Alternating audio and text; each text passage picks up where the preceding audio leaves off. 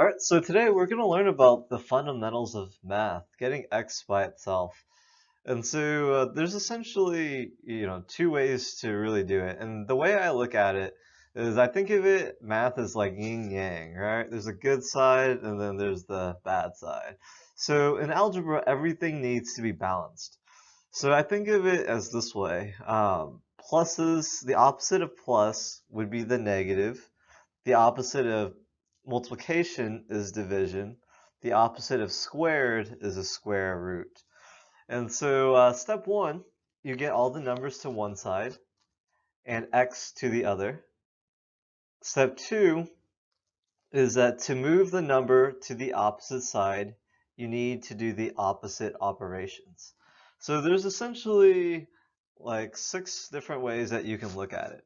Okay, so I'm going to just get the basics. So let's just say I have x plus 7 equals 10. From here, I can subtract 7, and x equals 3. And to move this one over here, I just did the opposite operation, which was subtract. So let's look at another example. Let's say we have x minus 8 equals 15. I see a minus, so I do the opposite operation, which is plus 8. And to move it over here, this cancels out, and it's going to be a plus 8. And then x would simply just equal 23. Now, this is the part that confuses a lot of students. If you see it in this format, 3x equals 15, a lot of students don't know what this is. Is it adding, subtracting, multiplying, dividing? Well, if there's nothing in between the 3 and the x, there's no sign, you have to assume it's just multiplication. So what's the opposite of multiplication? Well, you divide by 3 and divide by 3. So now x equals 5. The next one could look something like this. X divided by 5 equals 10. So this also confuses a lot of students. They look at it and they say, oh, what do I do here? Well, let's look at this bottom right here. So this bottom says division. So how do we get rid of division? We do the opposite, which is multiplication. So we multiply on top, and then this cancels out. Whatever you do to the left side, you have to do to the right. So now x equals 50,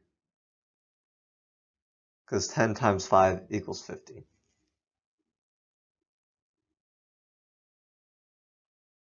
All right, so let's go ahead and look at a harder example. So with this one, it's going to be 5 minus x over 4 equals 8. So a lot of students, they get confused right here and they say, hey, what do I do from here? Well, I think of this right here as kind of like a bed. And underneath that bed, I think of that 4 as kind of like the Boogie Monster. It's this evil thing. So I want to get rid of it as fast as I can. Well, since I see this as a division, I know the opposite of division is multiplication. So, and whatever I do on the left, gotta do on my right. So from here, it's going to be 5 minus x equals 32. So from here, I want to get all the numbers to one side. So I'm going to do minus 5, minus 5. So it's going to be minus x equals 27.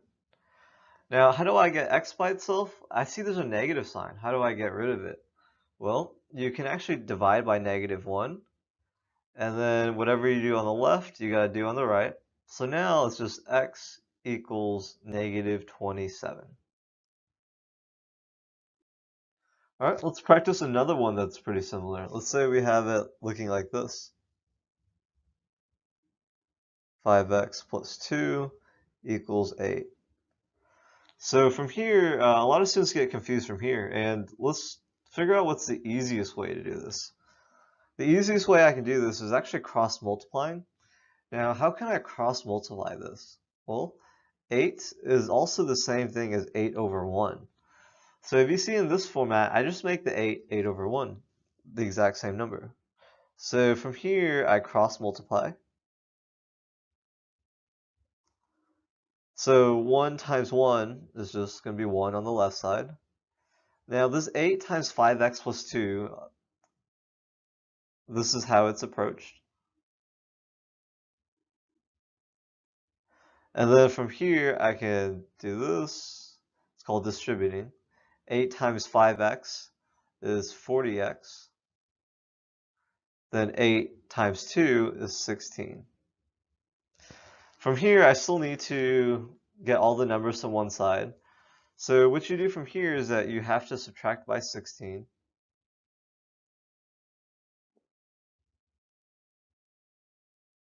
And then from here, you get negative 15 equals 40x. And then we encounter this problem again, right? There's nothing in between here. So what you have to assume that it's multiplying. So the opposite of multiplication is division. And then x would equal negative 15 over 40. If you need to simplify this, you can divide the top and bottom by 5, which equals 3 over 8, and it'll be negative equals x. Okay, so we got another problem. We got negative 3x minus 7 equals 20.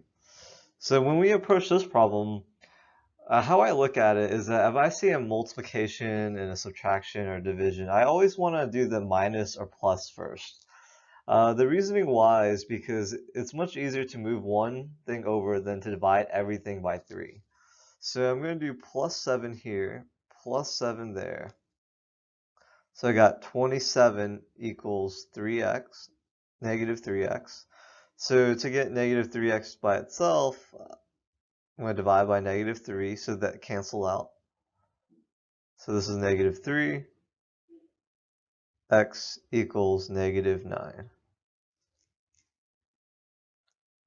Alright, one last problem. So let's say we have 4x plus 7 equals 8x minus 25.